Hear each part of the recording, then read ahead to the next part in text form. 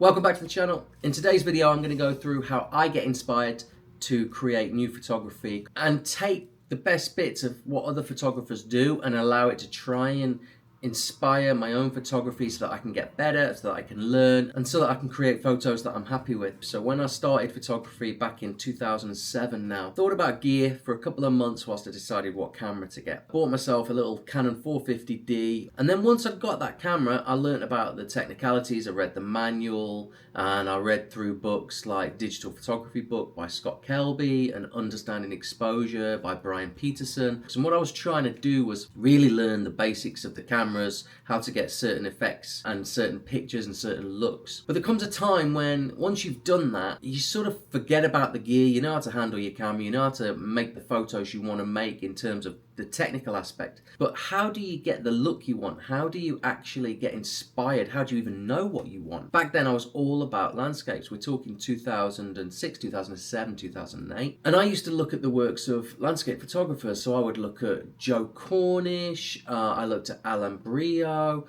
I looked at a whole bunch of guys, Ross Hodinart, and tons of guys, Charlie Waite. And I would go through and I'd look at their website and see the types of photos that they're taking, and I would try and sort of break it down and work out how they were taking those photos. Not so I could copy them, but so I could try and make those kinds of photos myself, but in my own locations and stuff. And after a while, tends to happen, or what happened with me is that I started going out, and instead of shooting for images that I wanted to make or that caught my attention, I'd go out with it half in my mind of creating something that I thought would be popular or I thought would sell. And it was a big mistake, and I don't want to make that mistake again. Yeah, go away, look at these photographers, be inspired by them. For me, what I want to do is I want to take a little bit of each photographer and just have it in the back of my mind as inspiration to say, I could try this, I could try this, I could do this. And hopefully bit by bit improve my photos. And then the other element of me staying inspired, and I've really noticed this, is keeping away from social media. I found that Instagram used to be a good platform for photographs for sharing, and it still is, and I know it works for a lot of people, but for me, I don't find it inspirational. I find a lot of the work the same. So I'm not bothered about Instagram. I'm using it as a tool just for posting on like a photo book or something. Once I've posted a photo, I don't really pay attention to it. I've actually written an article on Instagram for photographers, so go and check that out. I'll put the link in the description below. For me, I'm not interested in faking it, like showing that perfect life, which there's a lot of that on Instagram, and there's also a lot of competition, a lot of copycatting, and a lot of similarity. So I do just follow, I think 20 or something photographers who I like the work of. I get inspiration from books, and I just find that if I just cocoon myself in my own little world of photography, I feel more inspired to go out than if I am constantly flicking through social media at like, oh, who's doing this? Oh, they're going to Lisbon now. Oh, tram on Lisbon, tram in Lisbon, tram in Lisbon. Oh, a tram in Lisbon. I like the shots, but it's like, how many trams in Lisbon do I need to see? But so I just want to take you through the books I've been reading this week. So I've been reading How I Make Photographs by Joel Meyerowitz. But I thought I'm going to get a book, not just a photo book. I love looking through the photo books, and I've got some crackers that I've been looking at this week. But I like also getting into the mind of the photographer, how they think, what their ethos is, how they go about doing what they do. So they do it really well. So what are they thinking? What's their process? How do they get to that point where it comes naturally, or they know the process to go through to get the photos that they want to create? And Joel Meyerowitz has some really nice photos, some really interesting photos. Obviously, he's mainly a street photographer. But the thing I took from his book is his attitude of being open to what's going on around you. You know, you really need to be open to little gestures, little things that are going on that could lead to something. And he was saying he picked that up from his father. And being able to read people and read situations and read the street almost. But I don't think it just applies to reading the street. It applies to reading the situation and having situational awareness around you. And then from that, he says, follow your instincts. So if something just catches your eye and you think, oh, that's interesting, it might develop, or it's a photo I want to take now. He's take the photo, follow your instincts. And you might go to that position because you like the light, But then something else will develop within the light, or you'll think to yourself, well, that light really works, but I need to wait for someone to come into the scene or something like that. And then go with it. And that instinct will lead you to the photographs that you want to make, and that end up being the ones that you can really identify with and become part of your style. And I really like that about him, about being opening up and then just going with it. Every missed opportunity, he says, it grates on you, that I should have done that, I should have done this. So try not to have any regrets and just photograph everything you want. So that's what I took from Joel Meyerowitz, is his attitude. And having that attitude, I thought was great. It will open you up, and it's made me think to myself, right, I've got to be more aware of everything that's going on around me and not be so blinkered. And then I got William Eggleston. And I got him because reading about him doing the first sort of colour exhibition, and I know the name, but embarrassingly I really don't know much about him or his work. I've got this, what seems like a very simple cover photo. And I've got to be honest, William Eggleston's work, it doesn't connect with me as much as the other photographers that I'm going to talk about afterwards. But there are still things that I took from it. And so, for instance, this image, the first image on the book, I like that he's taking simple, everyday scenes and he's making something interesting out of it. So yeah, I like that his photos really show the time that he was photographing in, but they're also timeless. I mean, this photo here of this gentleman, presumably a businessman or something, or someone working at what looks like a little local airfield. He's just dressed in a suit. Because of the colour, it could be easily 1980s, 1990s. But if someone took that today, you wouldn't be surprised, would you? But his colours are very nice. So he has very simple colours in the photos a lot of times. Nice tones, simple compositions. He uses a lot of geometry and geometric lines in his compositions as well, which I quite like. And then this one here, probably my favourite photo of his. I don't know why. I think maybe it's the classic car. But I like the negative space he's using, and then he's using the road to draw your eye down into the photo. So his work for me is not as eye-catching, doesn't stand out and inspire me and speak to me personally as much as some of the others. But I still appreciate it. I like his use of geometry, I like his use of colours, and I like the fact that he photographs simple scenes, but he photographs them well, and it's everyday scenes. And so I think that sort of inspires me in a way to think, well, you don't need to travel halfway around the world to get photos that can be inspiring. Sir Don McCullin. And his images inspire me because I love black and white images. I just think they're so evocative. There's something, it cuts through any distraction with colour whatsoever, and it just takes you right to the point of the image. Obviously there's the photo of the shell-shocked soldier in Vietnam, and you can see the distress in his eyes and that he's just gone away. You can feel what that soldier's thinking almost. And just the places that he got himself into, and some of the things that I took from him. He doesn't photograph to show, he photographs for the emotion. He's basically saying that your images need to make the viewer feel something. And then, first of all, they need to make you feel something. So they need to make you feel an emotion. Because if they don't, how is it going to make anyone else feel an emotion? And you know that when you take a photo of your family or something, you can feel emotional about that photo. It evokes an emotion, a memory. But the viewer doesn't have that memory, right? It doesn't have that emotion associated with it. So you've got to imbue that upon the viewer via your photography, via your photo. So I take that from him. I really associate with the darkness in his images. I like the aspect of the world that he's showing. I like that he's showing a world that we don't really get shown that much anymore. If you think about the news, a war might be a 2-minute segment. Famine might be an appeal on TV for 30 seconds. But no one's really showing us the darker side of humanity, and I think that needs to be shown, because today everything's about showing how great your life is, how perfect everything is. You've got this car, you're jetting off to this place, you've got the perfect family and all that, and it's not reality, is it? But we're sort of encouraged to show that on Instagram and on Facebook and social media. And so I like that he shows that gritty, darker element of human nature. And I think it's something that we should remember. And so seeing the realities of how war affects people, particularly civilians, women and children, I think is a necessary evil. Now, I'm not going to show many of Don McCullin's photos of the war situations that he got himself into, but pick up that book, have a look at it. And so his attitude really stuck with me.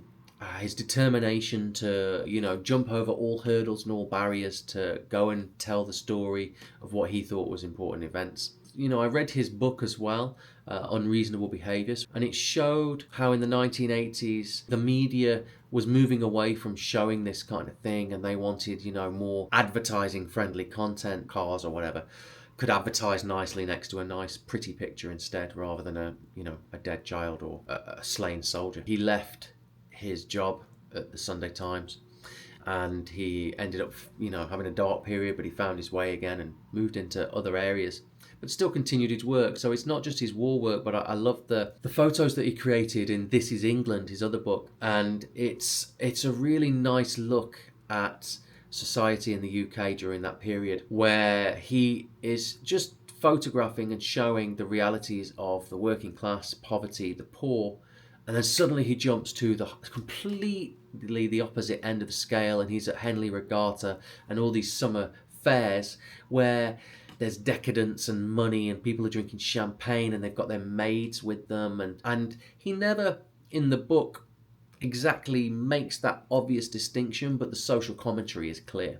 And there's almost an underlying resentment or bitterness of this huge divide between poor and rich, and I quite like that speaks to me, that does, because I have that underlying sentiment of injustice. Not only do I find his images really sort of thought-provoking and they evoke an emotional response in me, but I like his work ethic, and I like his social commentary on subjects that are relatively taboo.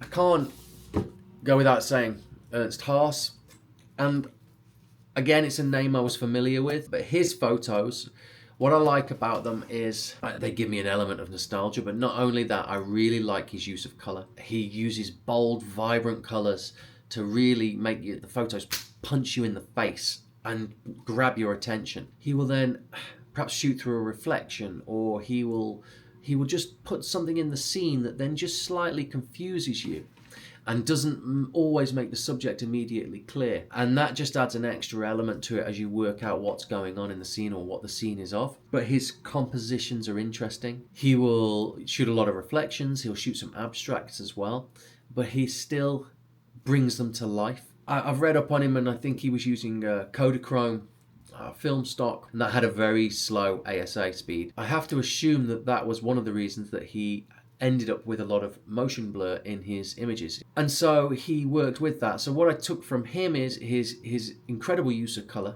not to shoot everything straight on. So if I want a photo of that house, well, okay, I could just shoot the house, but is there a more interesting way to shoot it? You will have constraints. Maybe it's your lens, maybe it's your shutter speed because of the film stock you're using, whatever the constraint is. And he found ways to work around it and adapt to it, and actually in the end it worked to his advantage and became part of his style.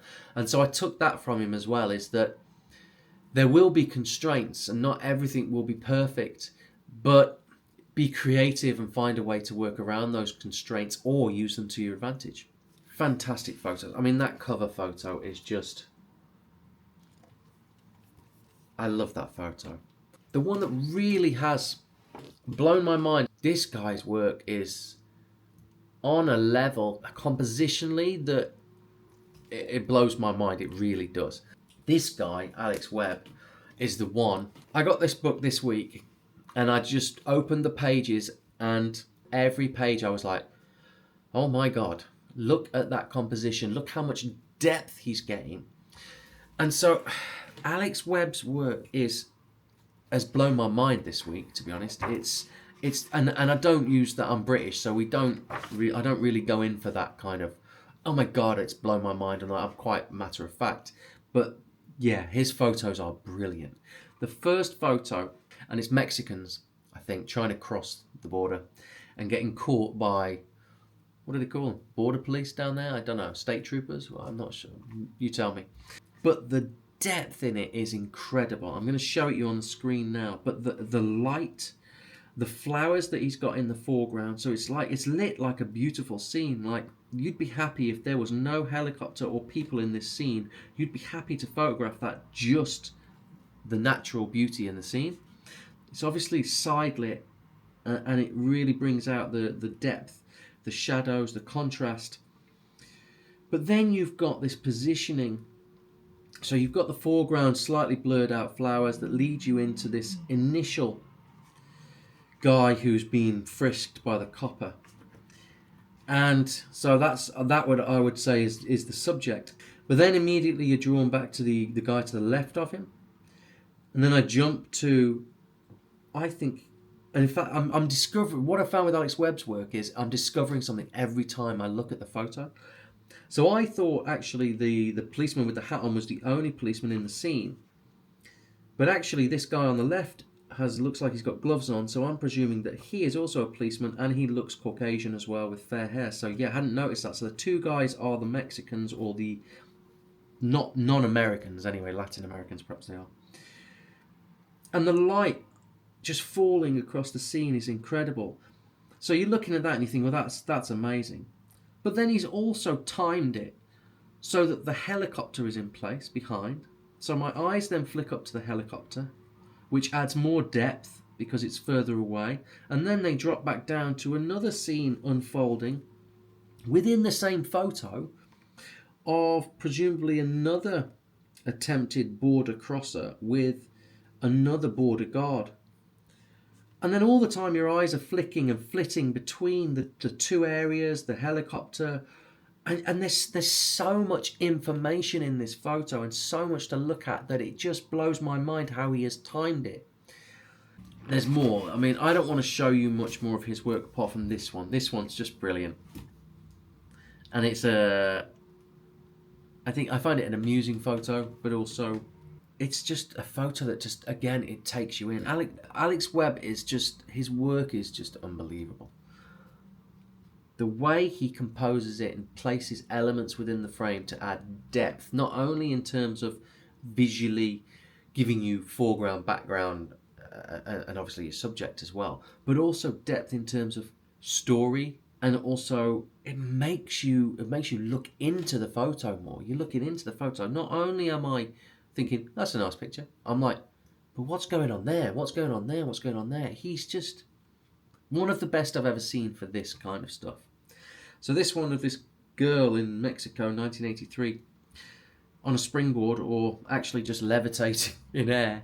So that's a good effect. Look at her foot. He has timed that so her foot is absolutely flat.